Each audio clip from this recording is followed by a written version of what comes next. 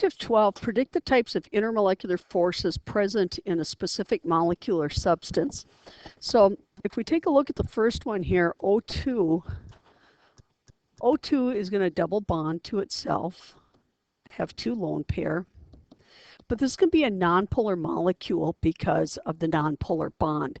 So the type of force here is going to be only a London force or dispersion force. It's only going to attract each other when there's a temporary dipole that happens to occur. C2H6 is going to be similar because with the 3 hydrogens around this,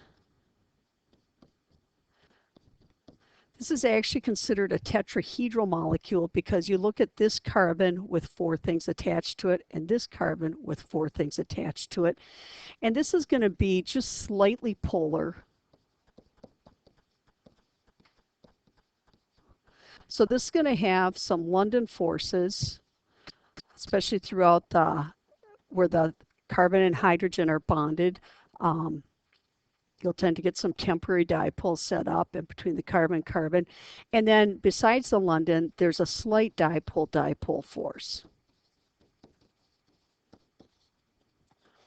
Okay, so slightly stronger than the O2. With the pH3, I've got a more polar molecule with a trigonal pyramidal shape. So it's going to have stronger dipole-dipole forces. But any molecule, even with dipole-dipole forces, is still going to have London forces occurring in it. And then finally, the H2O, one of our more common examples of a hydrogen bond. So this is highly polar. So this is going to have hydrogen bonds, but it's also going to have the dipole-dipole force, and it's going to have the London force.